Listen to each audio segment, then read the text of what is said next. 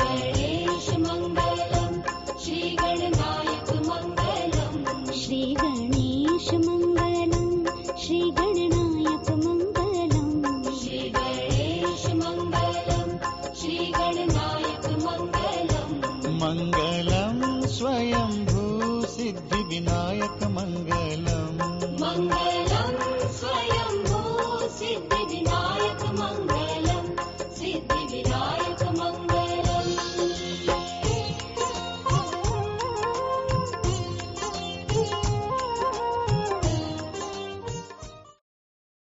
Welcome to the Bhajnavali broadcast, directed and hosted by Sri Gyan Rajhans.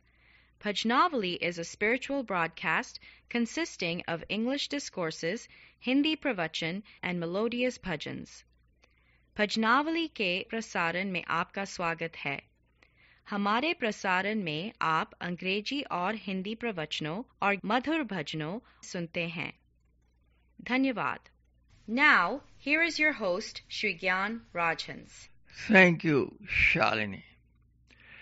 Dear devoted listeners of our Bhajnavali broadcast over the last 39 years on radio, then online, and now on YouTube.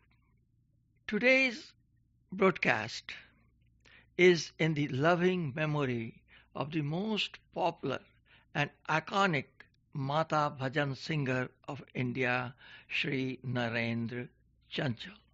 By presenting to you my interview with him in 1985, sponsored by our own iconic radio and TV broadcaster of Sounds of Asia, the late Lali Viz. As most of you know, Sri Narendra Chanchal passed away on Friday, January the 22nd, at the age of 80 in New Delhi, India. In this rare and unique Hindi interview, yes, the entire interview with Chanchal ji is in Hindi. You will find Chanchal ji telling us how from his very young age he became a devotee of Ma Durga and Ma Kali, and how did he become a bhajan singer. Who was his guru? How did he sing his first song in a Bollywood film? And then the most popular Bollywood film song, Chalo Bulawa Aaya Hai, Mata Ne Bulaya Hai. And how a picture of Sri Ram Krishna Paramhans with the goddess Kali further strengthened his faith in worshipping and singing the Mata bhajans. तो लगभग 39 वर्षों से हो रहे भजनावली प्रसारण के अनन्य भक्तों, आज मैं आपको एक अत्यंत ही महत्वपूर्ण एवं अनुपम भेंट वार्ता सुनाने जा रहा हूं। भारत के सम्राट, भजन सम्राट श्री नरेंद्र चंचल की पुण्य स्मृति में, जिनका निधन गत 22 जनवरी को दिल्ली में हो गया। यह भेंट वार्ता मैंने चंचल जी से सन 1985 में भजनावली रेडियो प्रोग्राम CJMR ओकविल के प्रसारण में प्रसारित किया था। इस भेंट वार्ता में आप चंचल जी के मुखार विंद से, जी हाँ, उन्हीं के मुखार विंद से उनके संपूर्ण जीवन चरित्र को एवं किस प्रकार बचपन से ही वे माता के भक्त बने और किस प्रकार उन्होंने अपनी पहली वैष्णो देवी यात्रा की, तथा ध्यान दें किस प्रकार चंचल जी ने अपनी खोई वाणी प्राप्त की। जी हाँ, आपने ठीक सुना, कई वर्षों तक उनकी वाणी लुप्त हो गई थी, वे बोल नहीं पा रहे थे, उनका कंठ अवरुद्ध हो गया था, परंतु उन्हें अपनी वाणी वापस प्राप्त हुई तो उन्होंने सोचा कि यह माता की ही कृपा है और माता ने उनको यह वाणी उन्हीं के भजन को गाने के लिए पुनः प्रदान किया है। लगभग 35 वर्ष पूर्व के इस बातचीत में, इस भेंट वार्ता में चंचल जी ने अपनी मृत्यु की चर्चा भी की है। आश्चर्य होगा जब आप पूरी भेंट वार्ता सुनेंगे तो आपको आश्चर्य होगा कि 35 वर्ष पूर्व श्री नरेंद्र चंचल जी ने, स्वर्गीय नरेंद्र चंचल जी ने अपनी मृत्यु की भी चर्चा की थी। तो आइए बिना विलंब ध्यान पूर्वक इस भेंट वार्ता को सुने और इसका अनुभव करें, इसका अनुपम आनंद उठाएं। हम आपका भजनावली रेडियो कार्यक्रम में स्वागत करते हैं। धन्यवाद जी। ऐसा शायद कोई हो जो आपके भक्ति संगीत, विशेषकर माता की भेंट गायन से परिचित ना हो। सब माँ की कृपा है जी। बहुत बहुत धन्यवाद। माँ के आशीर्वाद से आपने जग में प्रतिष्ठा पाई है। अतः मेरा पहला प्रश्न आपके जीवन चरित्र से है। क्या आप हमारे श्रोताओं को बताएंगे कि आप किस प्रकार माँ के भक्त बने और किस अवस्था में आपने माँ की भेंटें गाना आरंभ किया? देखिए राजन जी, जहाँ तक ख्याति प्राप्त करने की बात है, मैं नहीं समझता कि अभी मैं उस जगह पहुँच सका हूँ जिसे मैं वाकई ख्याति कहूँ। लेकिन चूंकि जो मैं गा रहा हूँ उसमें मैं ये नहीं सोचता हूँ कि इससे मुझे ख्याति मिलेगी या मान मिलेगा। इससे मुझे एक तसल्ली होती है कि जो मैं गा रहा हूँ वो लोगों के लिए है और माँ का है और ये माँ की देन है। मैं सोचता हूँ कि ये मैं सब बांट दूं और ताकि लोगों को भी पता लग सके। और जहाँ तक मेरे जीवन की शुरुआत की बात है, आरंभ मेरे घर का वातावरण कुछ ऐसा था कि मुझे बचपन से ही मेरी माँ ले जाया करती थी मंदिरों में। उस वक्त सुबह सुबह उठने में तकलीफ तो होती थी, लेकिन वहां जाके मैं अच्छी अच्छी कहानियों में, कथाओं में इतना खो सा जाता था कि फिर मुझे होश नहीं रहती थी। शायद वो जो विचारधारा मेरे मन में भर गई मंदिरों के बारे में या अपने प्राचीन इतिहास के बारे में, तो उसी से मुझ में एक लगन सी लगी। फिर मुझे धीरे धीरे पता लगा मैं गा सकता हूँ। स्कूल कॉलेज में मैंने गाना शुरू किया और मैं ये कहते हुए मुझे संकोच नहीं होता कि मैंने शुरू में तो माँ की भेंटें नहीं गाई थी, लेकिन मुझे कहीं भी सूफीवाद या कहीं कुछ इस तरह का कुछ वेदांत, कुछ इस तरह की चीजें अच्छी लगती थी और मैं कोशिश करता था कि मैं इन्हें ढूंढूं, लेकिन उस वक्त मुझे इतना ज्ञान नहीं था। तो संगीत के बारे में चर्चा चल रही थी, तो मैं राजन श्री बता रहा था कि संगीत के बारे में धीरे धीरे जब मेरी रुचि बढ़ी तो मैंने अनुभव किया कि संगीत का संबंध हमारे जीवन से है। संगीत प्रारंभ से इस सृष्टि में है। संगीत का संबंध देवताओं से है, क्योंकि हमारे मंदिरों में देवताओं को रिझाया संगीत से जाता है। हमारी आरतियों में जो राग भर दिए गए या जो शब्द भरे गए वो संगीत से इतना मेल खाते थे कि उसमें अपने आप में एक अलौकिक अनुभूति सी होती थी। तो धीरे धीरे मेरी ये रुचि बढ़ी और मेरा गायन जो है वो दूसरी स्थान से हटके इस लाइन में आया। और माता की पूजा हमारे यहाँ, हमारे घर में बहुत प्राचीन काल से चली आ रही है। काली हमारी इष्ट हैं, तो घर का वातावरण ऐसा था ही, तो उन संस्कारों में मुझे ढलना ही था। मैं समझता हूँ कि ये तो लिखा गया था। तो इसलिए माँ के गायन में, माँ की भेंटों में मेरी रुचि बढ़ी और धीरे धीरे ये गायन मेरी जिंदगी का एक हिस्सा बन गया, मेरा अंग बन गया। बहुत बहुत धन्यवाद। चंचल जी, आपने अभी अभी कहा कि माँ काली आपकी या आपके परिवार की इष्ट देवी हैं, तो मुझे श्री रामकृष्ण परमहंस की याद आती है। उनकी भी इष्ट देवी माँ काली थी। क्या उनके चरित्र से, उनके जीवन चरित्र को पढ़कर आप पर कोई असर पड़ा था? देखिए, मैंने उनको पढ़ा, उनके बाद स्वामी विवेकानंद को पढ़ा। हाँ, हाँ, तो जहाँ रामकृष्ण परमहंस तो मामय हो गए थे, हाँ, उनको तो हम साधारण जीव समझ भी नहीं सके होंगे।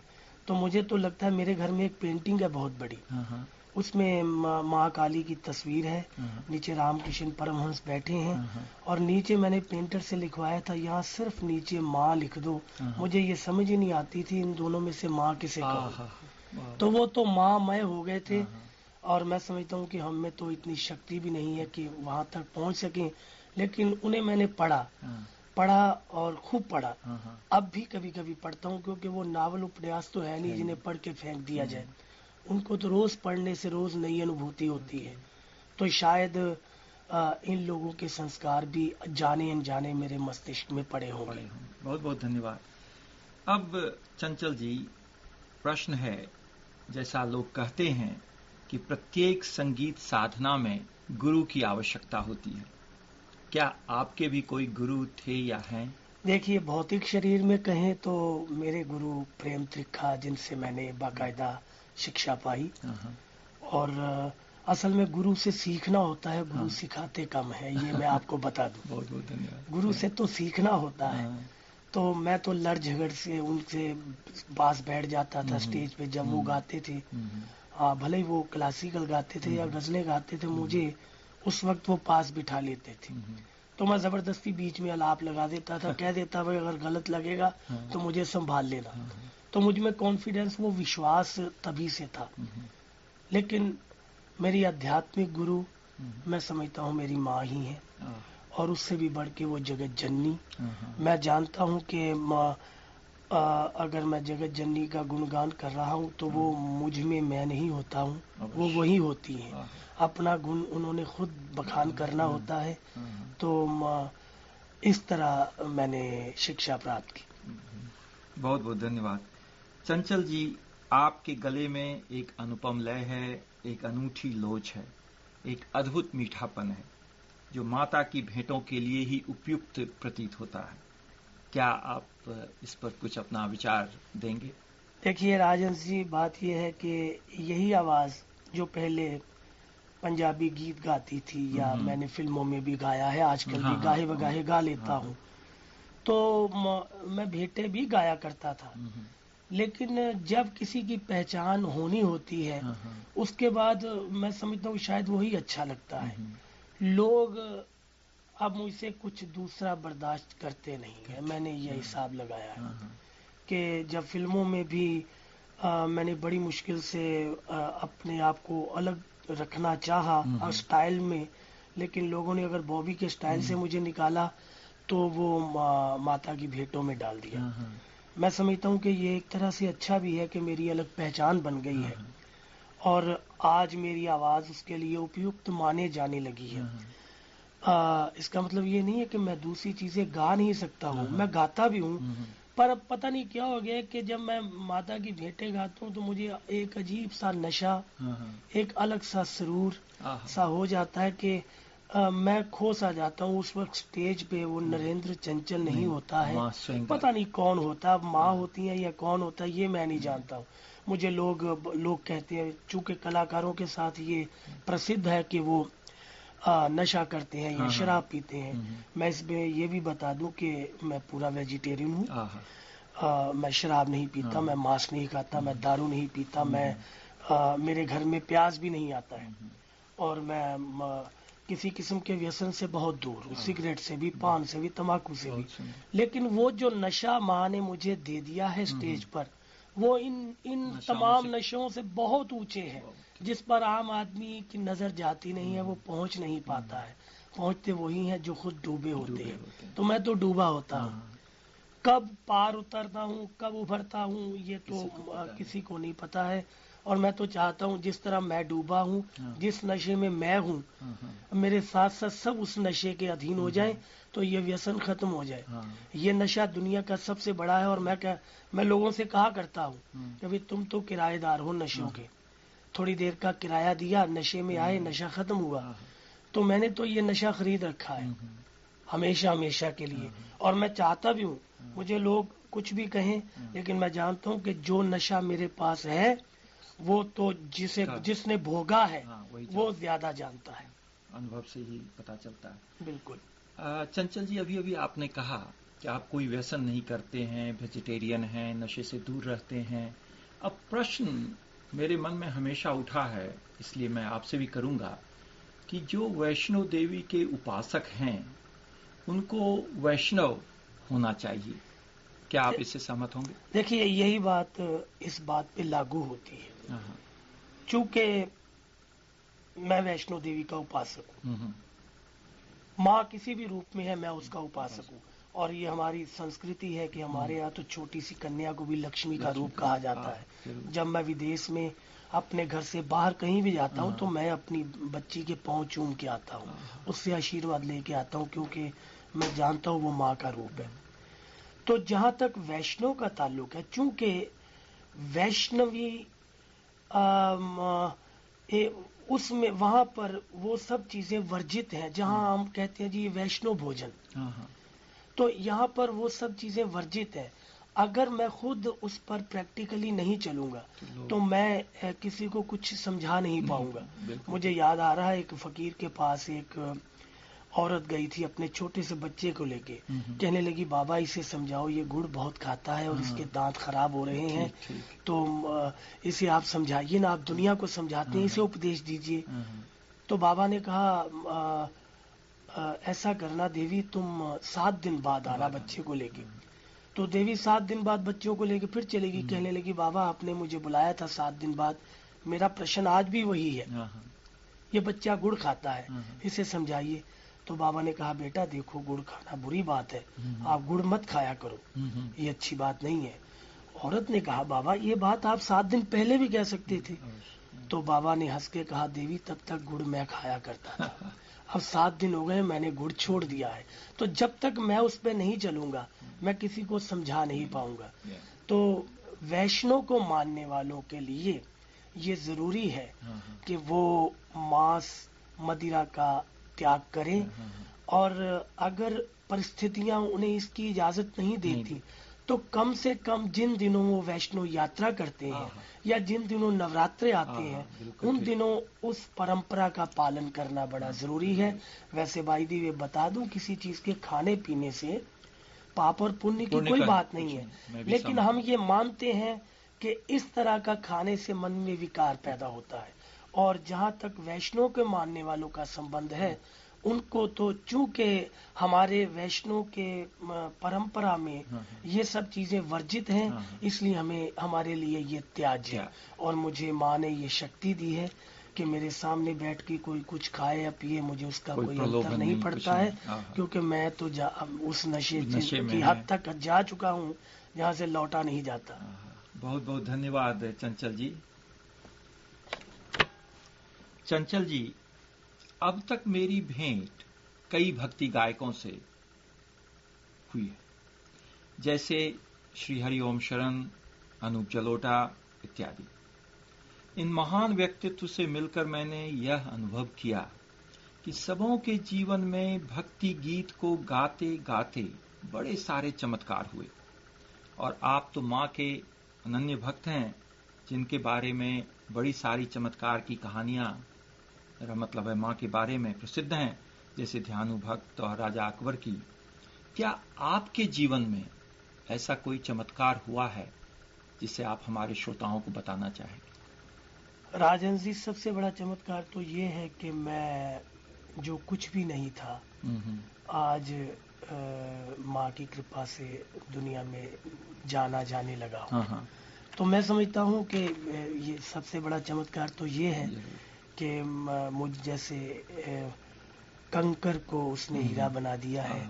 और रहा दुनियावी तौर पे चमत्कारों की बात, तो ये जो आवाज मेरी है, हाँ, हाँ, इसे मैं अपनी नहीं मानता हूँ, ये आवाज़ मेरी चली गई थी हाँ, अच्छा, और यानी बिल्कुल बंद हो गई थी। अच्छा, ये बात मैं फिल्मों में जाने से पहले की कर रहा हूँ। हाँ, हाँ, तो ये आवाज़ दोबारा मुझे माँ के दरबार से ही मिली थी और तभी से हाँ। मैंने ये फैसला किया था, माँ ये जो तूने दिया है अच्छा, ये तेरा ही है हम्म, और अब ये तेरे ही अर्पण रहेगा। हम्म, दूसरी बात, कई बार तो गाते गाते हम लोग ऐसा खो से जाते हैं कि इतने भाव विवल हो जाते हैं कि उस वक्त हमें कुछ नजर नहीं आता सिवाय उस पवित्र जोत के, और वो जोत भी इतनी विशाल होती है हाँ, कि उसके आकार के बारे में हम कुछ बता नहीं सकते।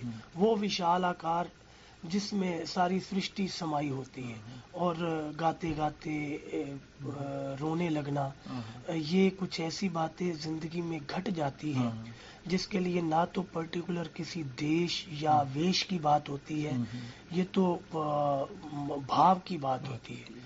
तो चमत्कार तो हमारी जिंदगी में इस तरह के कई ऐसे होते हर हैं एक पल में। और सबसे बड़ा चमत्कार जो मैंने बताया कि आज जो मैं गा रहा हूँ ये सब मुझे माँ की देन है। की वाणी। हम्म। बहुत बहुत धन्यवाद चंचल जी। आपने अभी ज्योत की बात की और ज्योत का संबंध यद्यपि सभी देवी देवताओं से है, फिर भी माँ दुर्गा या वैष्णो देवी के साथ ज्योत का कुछ अपना अलग सा संबंध नजर आता है। कुछ इस पर प्रकाश डालेंगे आप? राजन जी, बहुत खूबसूरत प्रश्न है आपका। हाँ, हाँ, मैं आपको बताता हूँ, ज्योत माँ का रूप इसलिए है कि हम जानते हैं कि जब सृष्टि में कुछ भी नहीं था हाँ, हाँ, तब ये पवित्र ज्योत थी, हम्म, जिस तरह माँ ही माँ थी। आहा, हम और देवताओं के साथ इसका संबंध इसलिए ज्यादा नहीं जोड़ते हैं, किसी न किसी देवता का किसी न किसी रूप में जन्म का संबंध मिलता है। हाँ, हाँ, लेकिन माँ को किसने जन्म दिया? किसी माँ तो माँ थी, आद्य सृष्टि शक्ति। से आद्य शक्ति थी हाँ। वो। ये भी आता है कि भगवान शंकर से माँ को ये मिला, भगवान विष्णु से माँ को वो मिला, लेकिन ये भी आता है कि भगवान शंकर ने माँ की उपासना की, भगवान राम ने माँ की उपासना की। तो ये आद्य शक्ति थी। हाँ, जो ये ज्योत, ये भी उसी तरह हमारी पवित्र रही है जिस तरह की माँ आद्य शक्ति रही है। माँ को ज्योत का रूप इसलिए देते हैं, हम ये मानते हैं कि ये सूर्य इसकी ज्योति से रोशन है, इसकी ज्योति से तेज है, ये चांद इसकी ज्योति से चमकता है, ये सितारे इसकी ज्योति से रोशन है, ये जीवों में जीवन देती है। और इसीलिए ज्योत का किसी न किसी रूप में प्राचीन प्रागैतिहासिक काल से चला आ रहा है। लोग अग्नि की पूजा करते थे, तो वो अग्नि की पूजा इसलिए करते थे कि अग्नि उनको सब कुछ देती थी। तो लोग पानी की पूजा करते थे, वरुण की पूजा करते थे, लेकिन अग्नि पूजा तो दुनिया के हर हिस्से में कहीं ना कहीं चली आई है। हर एक धर्म। ये सृष्टि के आज से इसकी पूजा होती आई है।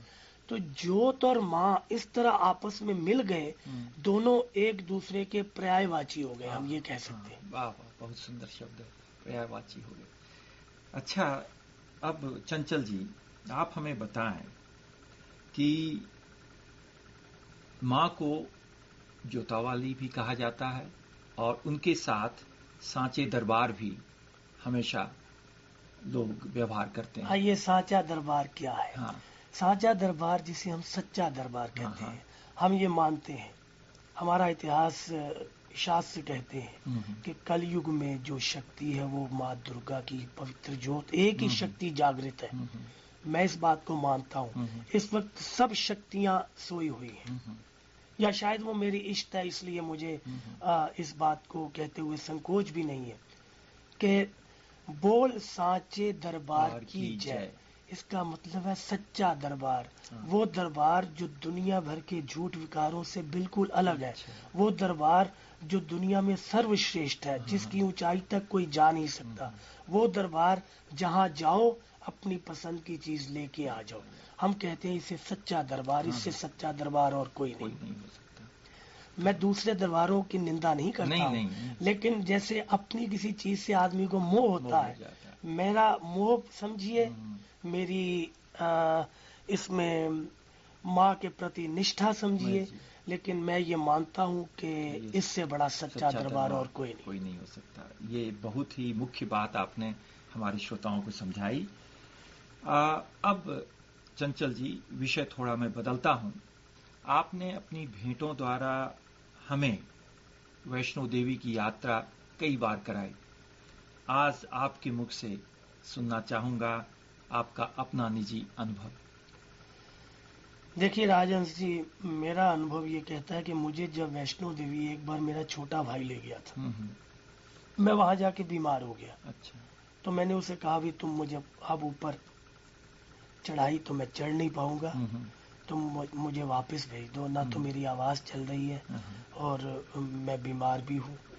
तो वो मुझे कहता रहा कोई बात नहीं है, यहाँ आके तो सब कुछ ठीक हो जाता है, आप भी ठीक हो जाएंगे। तो नो डाउट मैंने दवा भी की।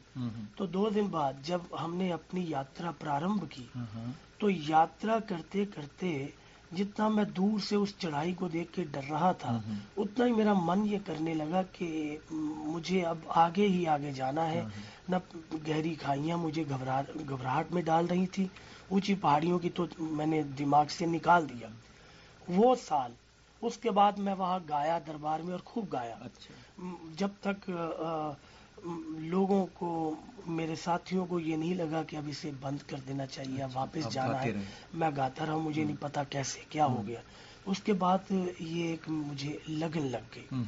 और नंबर 2, आमतौर पे जगत जननी हमारी माँ के कोई भी रूप है, वो उनका डेरा पहाड़ों पर ही रहा। तो एक तो उससे हमें शक्ति मिली। पहाड़ हमारे शक्ति स्रोत है। पहाड़ों से हमें मजबूती मिलती है।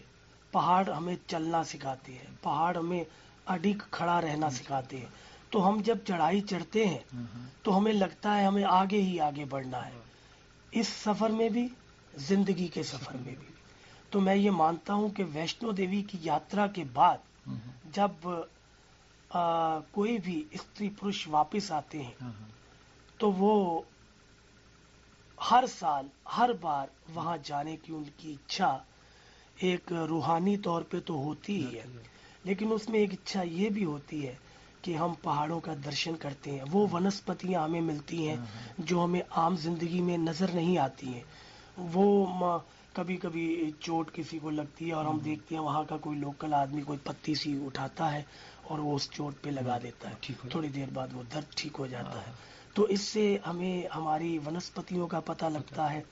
दूसरा, वैष्णो दरबार में जाके हमारी निष्ठा, हमारा विश्वास और जमता है। और जब हम चढ़ाई करके अपने इष्ट के पास जाते हैं तो हमें लगता है कि हम चूंकि मुसीबतें सह के आए हैं तो ये भी हम पर दया की दृष्टि रखेगी। जैसे होता है ना कि हमें घर में ही कभी बार हम जिद करते हैं, रोते हैं, नहीं माँ हमें ये चाहिए, मम्मी पापा हमें ये चाहिए। तो मम्मी पापा बेचारे हमारे रोने को देख के हमारी बेचारगी पे तरस खा के हमारी वो इच्छा पूरी कर देते हैं। तो जगत जननी जिसके दरबार में हम इतनी कष्ट सह के जाते हैं, जबकि हम जानते हैं कि वही बुलाती है, वही लेके जाती है, तो क्या उसको हमारे हाल पे रहम नहीं आता होगा? जरूर आता है। और हम जब झोली लेके जाते हैं, जब वापस आते हैं, तो वो झोली हमारे विश्वासों से भरी होती है और हमारे काम अपने आप होने लगते हैं। ये उसका चमत्कार भी है। चमत्कार से भी बढ़ के हमारा विश्वास बोलता है। बहुत बहुत धन्यवाद। अभी चंचल जी आपने माँ बेटे का उदाहरण दिया। अब मुझे शंकराचार्य की बात याद आती है। शंकराचार्य ने माँ के स्रोत में जितने भी श्लोक लिखे माँ की याद में, माँ की प्रशंसा में, उन सब में उन्होंने इस बात को दिखलाना चाहा कि माता तो कुमाता हो सकती है, लेकिन पुत्र कपूत नहीं। आप गलत कह गए। पुत्र कपूत तो हो सकता है, माता कुमाता नहीं हो सकती। ये तो चला आ रहा है। हम भी जानते हैं हमारी कई गलतियां ऐसी होती हैं जो अक्षम्य होती हैं। लेकिन फिर भी माँ थोड़ा सा गुस्सा करती है, हमें डांटती है, पर फिर भी वो गुस्सा, वो गिला उसके प्यार भरे स्पर्श से आहा। खत्म भी हो जाता है। हमारी वो चोटें, आपने देखा होगा, शायद बचपन याद हो आपको, कि जब माँ चुप कराती है तो फिर रोना भी और ज्यादा आने लगता है। हाँ। क्योंकि वो चुप करा रही होती है और हमारा बेचैन मन, वो अंदर का बच्चा जो हाँ, चाहता हाँ। है कि ये चुप कराती रहे हाँ, हाँ, और हम रोते रहे। ये वात्सल्य होता है। हाँ, और ये वात्सल्य माँ में भी होता है, हाँ, ये वात्सल्य छोटी सी बेटी में भी होता है, ये वात्सल्य एक पत्नी में भी होता है। तो चूंकि ये सब ये- माँमय है, माँ का हाँ। रूप है। एक बालिका कल की युवती होती है, होती है। उसके बाद वो पत्नी होती है, उसके बाद वो माँ होती है। तो ये तो नारी हृदय। नारी हृदय है। हाँ। नारी हृदय अगर जरा सी बात पे पिघल जाता हाँ। है तो जगत माता, जिसने लाखों करोड़ों भक्तों को, अपने बच्चों को जीवन दिया, उनकी सुख सुविधा दी, हाँ। तो उसका हृदय तो इतना नरम है, इतना कोमल है कि वो जरा सी बात पे पसीज जाती है। अच्छा। हम ही बेसब्रे हो जाते हैं। हाँ, हाँ, उसकी रहमत में, हाँ। उसकी कृपा में कहीं कोई कमी नहीं है राजन जी। दया के सागर हैं। तो एक बात और अब मेरे मन में आती है कि माता इतनी दयालु हैं और माँ का स्वरूप ही दयालु है, दयामय है। फिर भी कभी कभी ऐसा लगता है कि वे अपने भक्तों की परीक्षा लेती हैं, ऐसा प्रतीत होता है। क्या आप इससे सहमत होंगे? मैं परीक्षा तो आपको अपने स्कूल जीवन से ही आपकी शुरू हाँ। हो जाती है। आप हाँ। कितने भी इंटेलेक्चुअल हों, हाँ। परीक्षाएं तो आपको वहां भी देनी पड़ती हाँ, हैं। वहां आपके अध्यापक आपको अपनी कसौटी पर परखते हैं। हाँ, हाँ, आपके गुरु हम्म। आपको अपनी कसौटी पे परखते हैं। हाँ। आपके पेरेंट्स आपको अपनी कसौटी पे परखते हैं कि जो शिक्षा हमने इसे दिलवाई या जो शिक्षा हमने इसे दी, क्या वो शिक्षा पर ये पूरी तरह चल सका। तो माँ या भगवान अगर अपने भक्तों को इस परीक्षा में डालते हैं तो इसलिए नहीं डालते हैं कि इसके मुश्किल में डाल दें। वो जानते हैं कि ये हमारा है और पार भी वही लगाते हैं। वो जानते हैं कि ये भक्त अपनी हर कसौटी पर खरा उतरेगा और सुरखरू होके निकलेगा। अगर हम परीक्षाओं से डर जाएं तो परीक्षाएं तो वो लेती इसलिए है कि जीवन संग्राम में कहीं घबरा ना जाना, कहीं थक ना जाना। हर मंजिल मंजिल नहीं है, ये तो मरीज मरीज का है। ये दूर से पानी नजर आता है लेकिन मूर्ख ये पानी नहीं है, तुम्हें इससे भी आगे जाना है। मैं ये कैसे मान लूं कि जो मैं आज हूँ यही। मुझसे लोग पूछते हैं कि आपके जीवन का सर्वश्रेष्ठ, मैं कहता हूँ वो अभी नहीं आया है। वो तो मेरी मृत्यु के बाद लोग बताएंगे कि मैंने सर्वश्रेष्ठ किया। मैंने तो अभी श्रेष्ठ भी नहीं किया। तो मैं सर्वश्रेष्ठ के बारे में सोचूं तो ये परीक्षा भी तो वही उसी की एक कड़ी है। परीक्षाओं से आदमी मजबूत होता है। भक्त की भक्ति परखी जाती है कि वाकई हमें सच्ची लगन है, या स्कूल कॉलेज में हमने ठीक पढ़ा कि अध्यापकों की आंखों में धूल झोंकते रहे, हमने किताब आके रखी कि सर हमने सब याद कर लिया है। तो परीक्षा तो इसलिए होती है कि हमने वाकई सब याद किया। माँ भक्तों को अपनी कसौटी पे परखती ही इसलिए है कि ये मेरा बेटा है भी कि नहीं। तब हम और ज्यादा उज्जवल होकर, और ज्यादा मजबूत होके, और ज्यादा निखर के बाहर आते हैं। बहुत बहुत धन्यवाद चंचल जी। चंचल जी, अब हम नवरात्र की ओर चलें। जैसा कि आपको पता है कि नवरात्र बहुत शीघ्र ही आने वाला है। अब आप हमारे श्रोताओं को बताएं कि नवरात्र में माँ की पूजा किस प्रकार करनी चाहिए। देखिए राजन जी, ये शायद हर प्रांत का अलग अलग ढंग होता होगा। हमारे यहाँ पंजाब में या पंजाबी लोग जहाँ कहीं भी गए, हमारे यहाँ तो नवरात्रि की सुबह 4 बजे नहा के माँ के मंदिर में जोत जला दी जाती है। हमारे यहाँ एक छोटी सी, हम उसको कहते हैं खेतरी बीजते हैं। एक छोटा सा कटोरा, उसमें मिट्टी और उसमें कुछ बीज डाल दिए जाते हैं। तो 7 दिन नवरात्रों के हम उसमें पानी डालते हैं तो वो उसमें से बीज हमारे यहाँ भी होता है। तो वो जैसे जैसे बड़ा होता जाता है हम समझते हैं कि ये माँ की हम पर कृपा है। तो इसको हम कहते हैं खेतरी बीजना। उसके बाद हमारा मैं समझता हूँ कि ये शायद इसका हमारी फसलों से भी इसका मेरा संबंध है, क्योंकि एक चैत के वैसाखी ये नवरात्रे आते हैं, तो उसके बाद वैसाखी आती है जब हम फसलों की कटाई करते हैं। तो एक सूझ के आते हैं, उन दिनों हमारे यहाँ चावल की बिजाई होती है और चावल उन दिनों मार्केट में भी आ जाता है। तो इन दोनों का संबंध जहाँ तक जीवन शक्ति है, वो दोनों ही जीवन शक्ति है। तो वो शक्ति हमारे यहाँ कई चीजें हमें इशारों में समझाई गई जिनका बहुत से लोगों को पता नहीं है, लेकिन अनाज जीवन शक्ति है, शक्ति का स्रोत है। इसी तरह माँ भी तो जीवन शक्ति है, तो शायद उसका संबंध कहीं इससे है। ये तो विद्वान लोग बताएंगे, जो मेरी अल्प बुद्धि में आता है, जो वो मैंने आपको समझा दिया। तो उसके बाद हम अखंड जोत जलाते हैं। बहुत से घरों में तो 7 दिन अखंड जोत जलती है, दिन रात। बहुत से लोग अगर इस तरह नहीं चल पाते हैं तो वो सुबह और शाम जोत जगाते हैं, माँ की आरती करते हैं, माँ का रोज श्रृंगार होता है। और अष्टमी वाले दिन